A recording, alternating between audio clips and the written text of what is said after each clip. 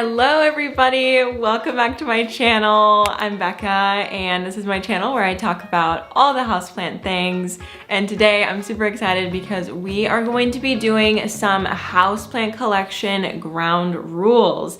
Now this is my little collection of rules that I have for my own collection to either make it easier for myself, to make it more manageable, and just to keep myself in check. This video is also sponsored by Casetify. I will also say that you might have heard me talk about some of these points in other videos, but I really like to make these advice videos that are like a compilation of plant advice that I give throughout my videos in one place, so that if you're looking for just some solid houseplant care advice or just like houseplant life management advice, you can just come to one of these videos and find all that information in one place. So, all right, with that disclaimer aside, let's get into it. The first point is if I don't want to plant anymore, I just get rid of it and I don't have guilt about it. I don't feel bad about the fact that I did that. Now, I definitely have honed in my collection to where I only have plants that I really, really love. So this doesn't happen very often. At the beginning of my plant collection, this definitely happened more often because I was still trying to figure out what I liked and what worked for my lifestyle and the type of care that I wanted to give the plant and the conditions of my home at least.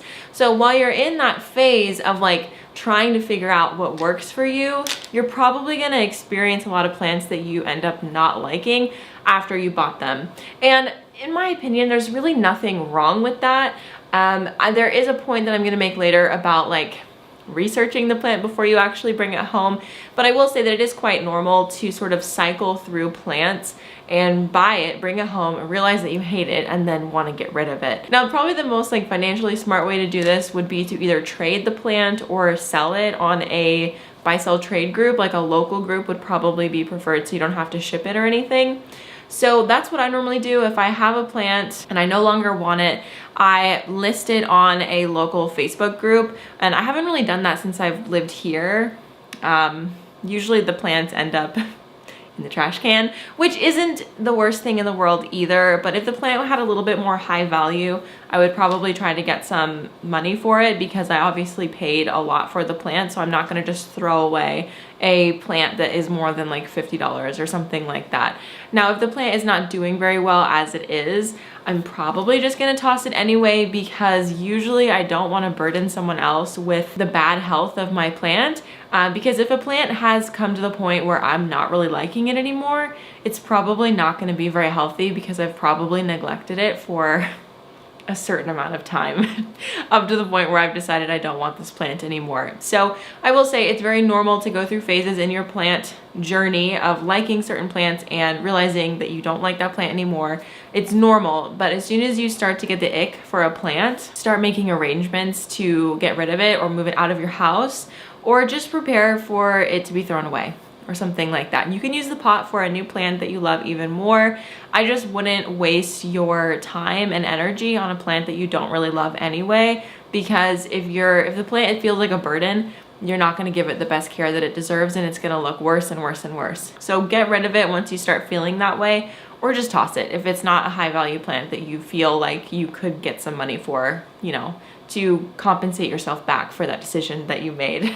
Now, leading into this, my second point is to not buy a plant the moment that you see it. So this can be really hard, especially if you are an impulse purchaser, but I've talked a lot in the past about how buying plants and like houseplant ownership and all of those things can oftentimes disguise a shopping addiction or just like a need to spend money just to spend money, or just get new things just to get new things. And we don't really look at it as much because owning plants is fun. It's great. It's this really good thing that we can do for ourselves. And I feel like it gets overlooked because of that.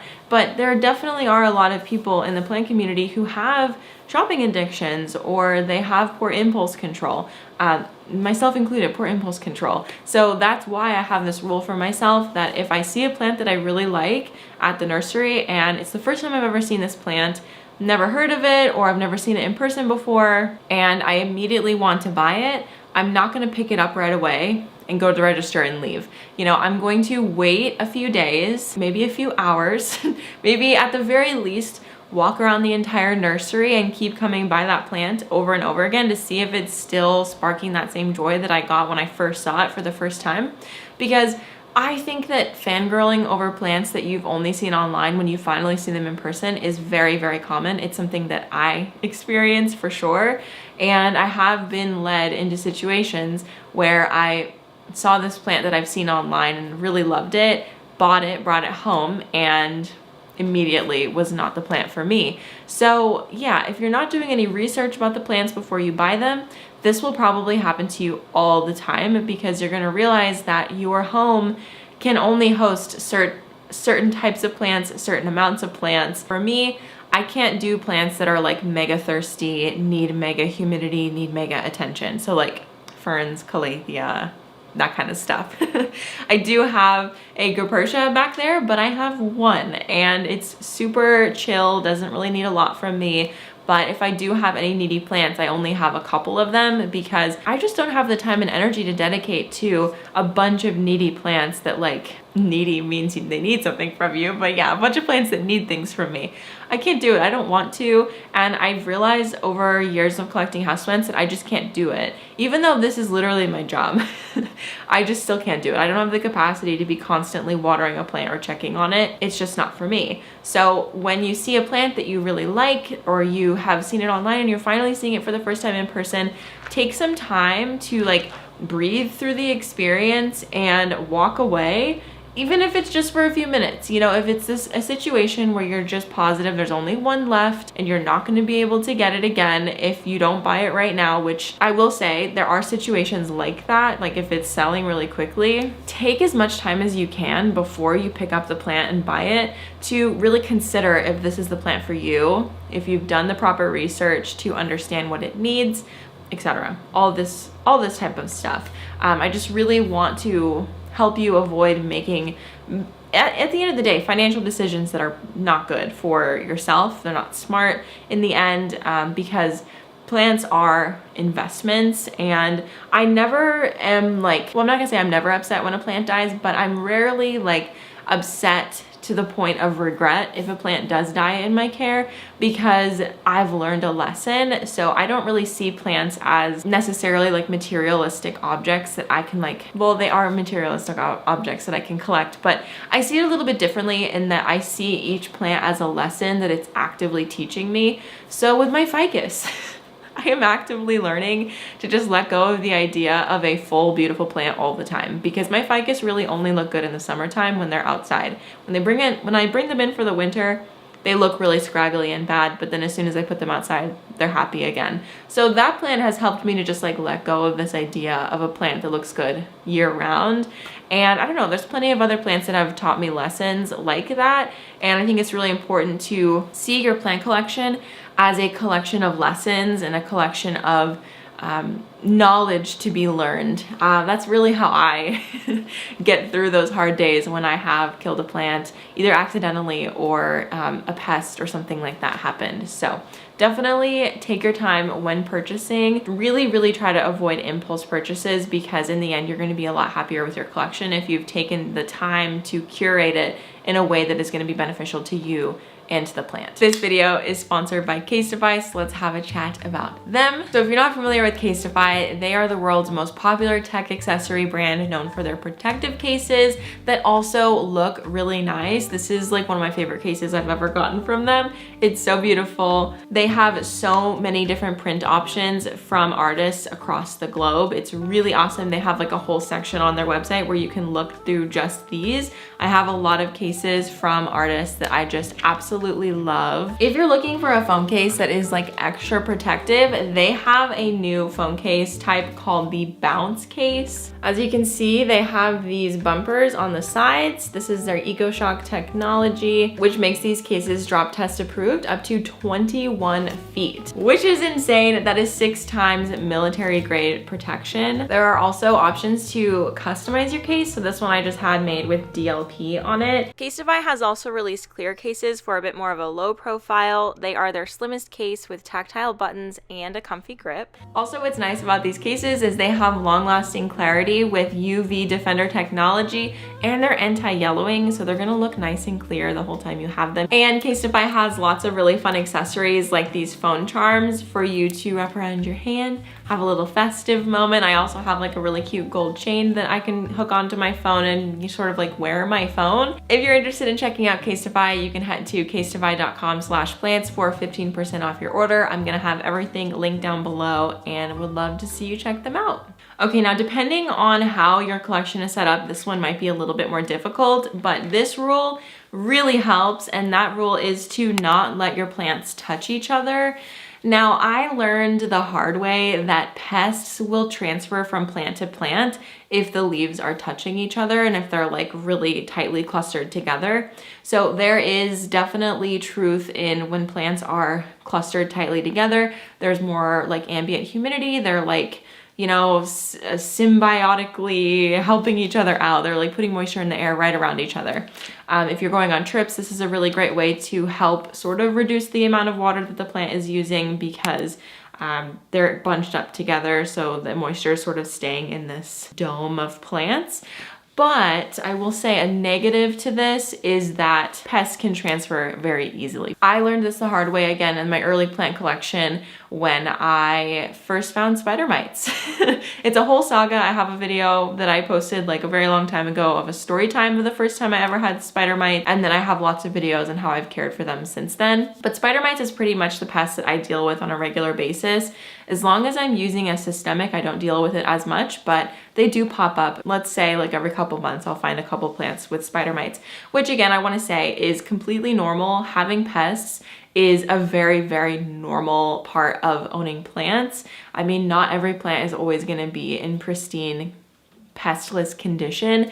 And the sooner that you realize that, the better, because you can stop like feeling bad about it and just find ways to fix it. And I honestly think that that makes a better plant parent when you can identify that you have a pest and fix it rather than having blinders on and like not realizing that your entire collection is infested. So yeah, that's what I was for a long time. I was like completely in denial that I could ever have a pest because I just thought, well, that's not gonna happen to me.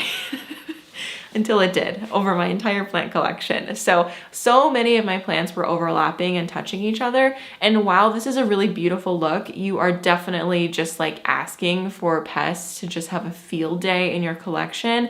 Now, I will say that it's definitely possible to have plants that are not infested with pests if you have them all touching. I'm just gonna say that it's definitely possible because I do have a few up here on this wall that are quite intertwined, my hanging plants up here. But because I use a systemic and I'm checking my plants on the regular, I'm able to identify when they do get a pest before it spreads. So yeah, just knowing what the signs look like is really important. I have a video all about like pretty much every single pest that your plant could experience. I'll have it linked down below and in the cards for you guys to refer to if you haven't seen that video. I've heard that it's a very helpful video to just refer back to when you're experiencing something a little bit strange. You can look through that video and see sort of what you're working with. But at the end of the day, I really do my best to make sure that my plants are not overlapping a lot. Maybe they're touching like a tiny, tiny bit, but I really, really do my best to make sure that they're spread out. Like on this bench back here, I have them sort of like set up like a zigzag so that they're not overlapping. And to be honest, aesthetically, I think it looks better that way too, because it doesn't just look like a cluster of plants. Yeah, when all of your plants are like mashed together and you cannot decipher one plant from the other, I just think that it's definitely a look that some people really prefer. But for me, I think that looks really cluttered and it would really stress me out because I can't imagine like moving plants around if they're all clustered together like that. I would make one of them fall off if like the leaves were wrapped around each other. Like I can't even imagine. It sounds like a nightmare, to be honest. So having my plants spread out to the point where the leaves are not touching has been the greatest thing I have done to combat pest infestations. And if you haven't done that yet, I would really suggest it. Now, again, not every plant is like mega spread out, but I have them positioned in such a way where the leaves are like barely dodging each other. Like from the front, it might look like they're touching, but then you turn to the side and it's like this, or it's even closer like this. So less of a chance of pests spreading, at least pests spreading quickly. So it definitely can slow things down so that you can find the culprit sooner and take care of it before the entire collection is infested, which is extremely overwhelming. And if that ever happened to me again, I wouldn't throw in the towel, but I would really want to. Okay, my next rule I have for myself to make owning this many houseplants easier and managing a large collection is I never water all of my plants on the same day. So if you've watched any of my plant tours videos, there are some videos where I'll show like how I'm watering or like my watering routine. And unfortunately, this room oftentimes does all need to be watered at the same time. But I'm working on breaking it down into zones because I have a different zone. Like, okay, let's back up.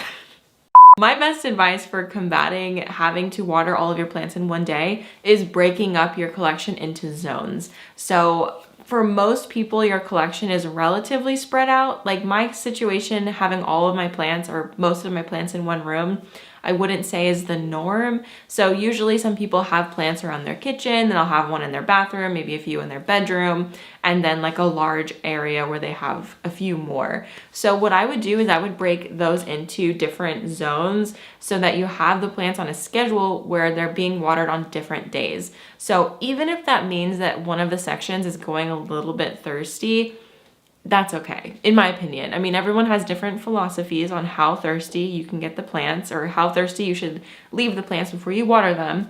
I will let my plants get pretty droopy before I'll water them if I'm trying to stay on my schedule, just because it's really, really overwhelming when you have to water everything at once. And even when you do have things set up in zones, sometimes the zones will overlap, but hopefully none of your zones are all that big, so it won't be too big of a deal. So what I mean by zones is I have the greenhouse cabinet and then I have the kitchen plants. And so the greenhouse cabinet and the kitchen plants are usually on the same zone, but sometimes I can get away with doing them on 2 separate days.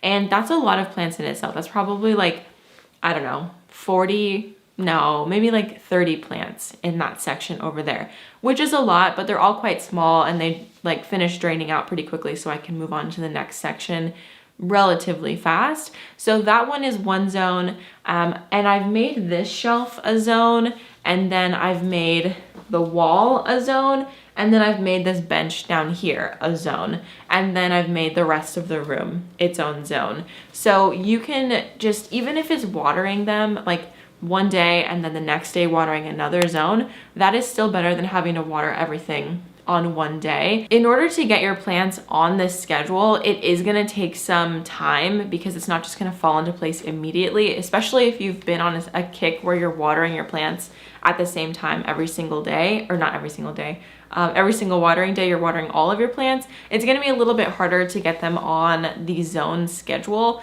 but you might have to just let a certain section of plants get a little bit thirsty for like a day or two so that you can start the process of breaking them into zones. My kitchen plants, as I said, are all in much smaller pots, so that zone gets watered a lot more often than in here. So that's also something to keep in mind. Again, I said that some zones will overlap, but if a section has to be a little bit thirsty, just so I don't have to do it all in one day, I will do that. And that is a sacrifice that I'm willing to make. I seldom lose a plant because I've done it. Sometimes it takes them a little bit longer to perk up when I do that, but usually it's totally fine. Don't water all your plants on one day, especially if you have a growing collection, because it'll just become overwhelming and you're not gonna wanna water, and then you're gonna put off watering for your entire collection, and that's not good either. And the last piece of advice that I have for managing your houseplant collection is knowing just in general that it's better to have a couple of really healthy plants over a bunch of really unhealthy plants. So I think there's a big maximalist thing within owning houseplants. Like, people will take a lot of pride in having a large collection. And honestly, the only reason I have a large collection is because this is my job. Like, if I didn't have like a dedicated space to do this, and I didn't have like dedicated days where I can spend time working on my houseplants and like doing chores and watering them, I don't think that I would have this collection this size because it's a lot of work. And sometimes it's like 2-3 hours in a day where I'm taking care of my plants, which if I had a traditional job, and I did at one point, I definitely did not have a plant collection this large, and it was much less of a commitment. So when you have a large plant collection, but you don't have the time to keep up with it and maintain it, things are gonna start looking really bad, and then your like plant hospital section is gonna just keep getting bigger and bigger, and that's not good. You know, you don't wanna have a bunch of plants that you're trying to revive because you just didn't have the time to take care of them. I would much rather have like 5 pothos than 100 rare plants. Like honestly, to be honest, if I really couldn't handle it, I would rather just have the pothos, because at the end of the day, I just want healthy, beautiful plants, and a pothos can definitely achieve that. And since I have time to put more specialized care into different types of plants, I do that. But if I didn't, I totally wouldn't, because I would much rather have big, beautiful, green, happy plants in my home than scraggly, bad looking plants that honestly just stress me out. Because at that point, how is that even fun to take care of your plants if you're constantly doing damage control and you're constantly stressed out about which ones are dying and which ones are needing to be thrown away, or which ones you need to do some cuttings to save them? I just hear way too many stories of people living in that cycle constantly, and I just don't think it's smart. I don't think it's sustainable. I don't think it is financially a good idea either, because you're wasting a lot of money at the end of the day. If you're buying plants and you don't have the time to take care of them, they're dying, and so you're wasting money. But I mean, again, I don't like to look at it that way, because plants all like are lessons, but I think that's also a lesson that if you're buying plants that you can't take care of and they're dying because of that, that's also not good for your finances. I think that's also a super important thing to think about in regards to owning houseplants and any hobbies that we do. So the lesson from those plants is that we can't afford to keep killing plants, you know? So yeah, that's my advice for you if you are wanting to have a larger houseplant collection, or you're wanting to just manage your collection better. These are some of the rules that I have in place for myself to make it easier and just make it possible to have the amount of plants that I have. And I'm very selective on the plants that I bring in now, because I do have such a large collection, and I know that my time is limited just because it's so large. I don't want to spend all my time fixing plants that I have let get to the point of no return. You know, if a plant gets to that point, I'm over it, I'm throwing it away, I'm just moving on. You know, I've taken it as a lesson, but I'm not gonna spend a ton of time rehabbing things that are gonna take years to get better. You know, it's just not worth it for me, and that's just something that I've realized in the end. Now, of course, there are plants that I have taken lots of time to rehab, but it's not every plant that dies that I'm gonna do that with. It's definitely just the special ones that mean a lot to me. And over time, you're gonna hone in your skills to realize which plants those are, which ones are worth saving, and which ones are worth just tossing and starting over if you wanted to do that. Thank you so much for watching this video, and thank you so much to Casetify for sponsoring. You can find information about them in the description box below. I really appreciate you guys watching this video, and I hope it's helpful for you, and I hope that it can be a good resource for you as you are moving along in your plant journey. And if you have a friend who's super new to this, I think this video will be very helpful for them, because, you know, when we get started, we have all these grand plans and ideas about what we want our collections to be like. And yeah, we can be a little bit overexcited, which isn't necessarily a bad thing, but I think it's good to have these systems in place early on, because it'll help you find more success in the end. So thank you so much for watching this video. Subscribe if you haven't already. I'd love to have you here more often. You can hit the notifications bell so you can be notified anytime I upload, but it's usually Tuesdays and Thursdays or Fridays. So twice a week, somewhere in that range. Okay, I will see you guys in the next video. Bye!